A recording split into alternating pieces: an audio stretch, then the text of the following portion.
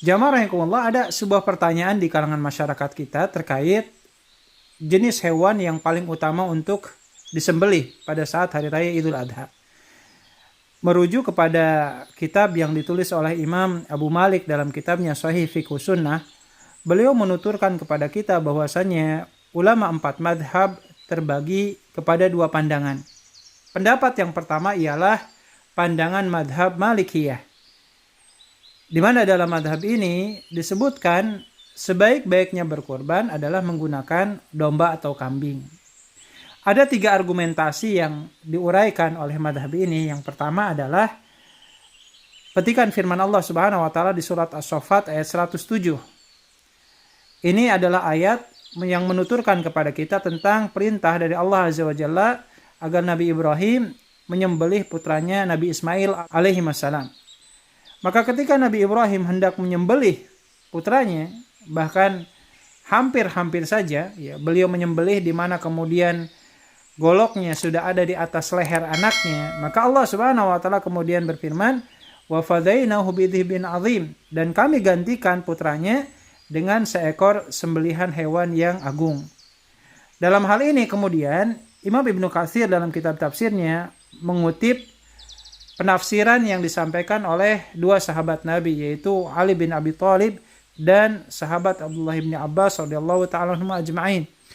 Disebutkan bikabsin abyadin ayunin aqran qad rabata bisamurah, bahwasanya Allah Subhanahu wa taala menggantikan Ismail dengan seekor kambing yang gemuk yang berbulu putih yang kondisinya tersebut sudah terikat di pohon samurah.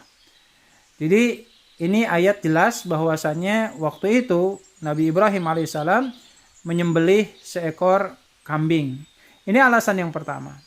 Alasan yang kedua, adanya riwayat bahwasanya Rasulullah SAW bila mana berkurban, beliau terbiasa menyembelih seekor kambing.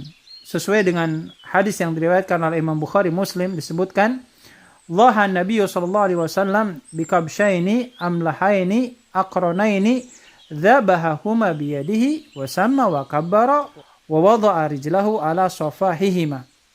Adalah Nabi Muhammad SAW, beliau menyembelih 2 ekor kambing yang berwarna putih kehitam-hitaman yang bertanduk, dan beliau ketika saat menyembelihnya beliau mengucapkan bismillah dan bertakbir, dan dalam posisi meletakkan kakinya di antara leher dan badan dari hewan yang hendak disembelihnya. Jadi ini ditegaskan pula menjadi salah satu landasan dalam mazhab Maliki bahwasannya sebaik-baiknya berkurban adalah menggunakan domba atau kambing. Dan di sisi yang lain, penulis dari kitab Sahih Fiqh Sunnah pun kemudian mengutarakan pandangannya bahwasannya inna tadhiyah bisyatin afdalu minal musyarakah fil badana. Wallahu a'lam.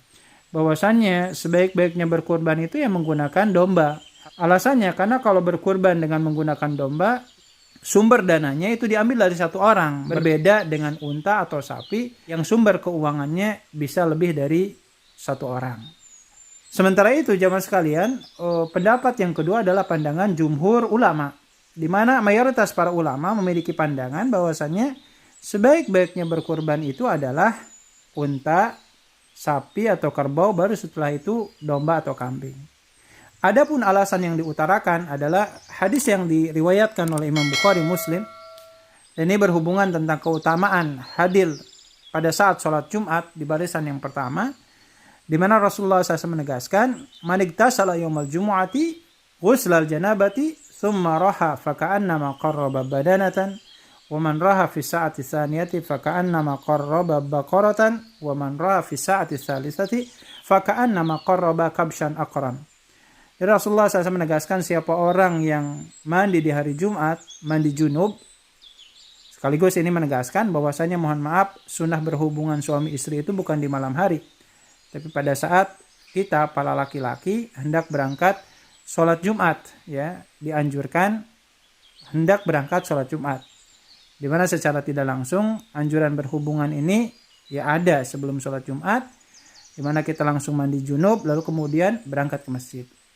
Maka dalam hadis ini disebutkan siapa orang yang berangkat ke masjid dan mendapatkan barisan pertama, pahalanya seperti berkorban dengan seekor unta. Dan siapa orang yang berangkat di barisan kedua, pahalanya seperti berkorban dengan seekor sapi atau kerbau. Dan siapa orang yang berangkat dan mendapatkan barisan yang ketiga, pahalanya seperti orang yang berkorban dengan seekor domba yang bertanduk. Dari uraian hadis ini, jumhur mayoritas para ulama kemudian berpandangan bahwasannya ini menunjukkan adanya keutamaan antara jenis hewan yang kita kurbankan. Maka siapa orang yang berkorban dengan seekor unta itu jauh lebih baik daripada hewan-hewan yang lain. Atau kalau seandainya tidak ada unta, maka berkorban dengan sapi atau kerbau itu jauh lebih baik dibandingkan domba atau kambing. Ini alasan yang sangat jelas yang diuraikan oleh jumhur mayoritas para ulama. Dan di sisi yang lain, jamaah sekalian, kalau kita mengurai hikmah dari ibadah kurban itu sendiri, kan salah satunya bukan hanya sekedar hewan kurban itu dagingnya dikonsumsi oleh orang yang berkurbannya, tetapi juga tujuannya untuk dibagikan kepada masyarakat luas. Allah Subhanahu wa taala berfirman, "A'udzubillahi minasyaitonirrajim, fakulu minha wa'timul qani'a wal mu'tar." Jadi silahkan makan daging hewan sembelihan tersebut dan bagikanlah dagingnya tersebut kepada orang-orang yang merasa kecukupan atau tidak pernah meminta-minta, atau orang-orang yang berkekurangan yang mereka membutuhkan adanya suplaian daging.